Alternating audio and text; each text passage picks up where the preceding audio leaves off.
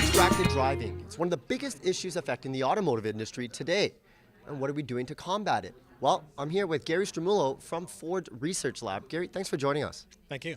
So, big issue with today's smartphone and other mobile devices, especially among teenagers. They're always texting while they're driving, and it's very, very risky.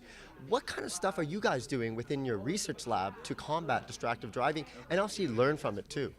So we operate the Vertex driving simulator, which is one of the tools we use to evaluate how human-machine interfaces in the car, people interact with them, and the effect that has on their ability to operate the vehicle. So this Vertex, this is a fully functional simulator of a car.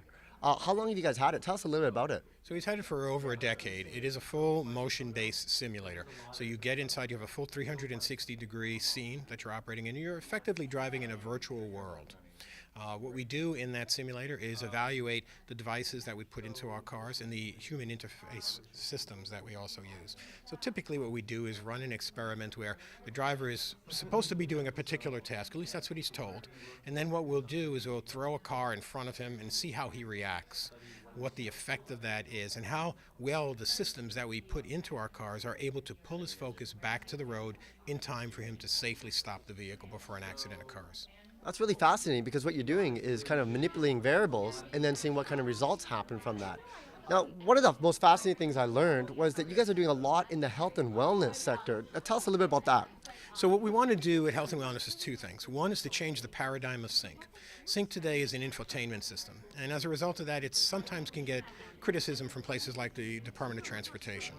But if we bring health and wellness in, we can change the national dialogue on the value of connectivity inside the car. And the other thing we want to do with it is to change the notion of what automotive safety means. If I ask you what automotive safety is, you'd say crash worthiness. How does the car protect me during a crash? But the reality is that most people go through their entire driving lives without ever being in a serious auto accident. But if they have a chronic illness, they suffer from that every day of their lives. And so if we really want to address the problems that people have on a daily basis, we need to address those problems and see for solutions to them. Gary, if people are interested in getting more information about what you guys are doing at Ford Research Labs, where can they go online? You can find out from our public affairs people, but there are websites where you can get more information about this, and we'd be glad to talk to anyone as well through that contact. For years we've been told don't drink and drive. Well, it looks like we're now telling people don't text and drive. Gary, thanks a lot. Thank you. Gotta get connected.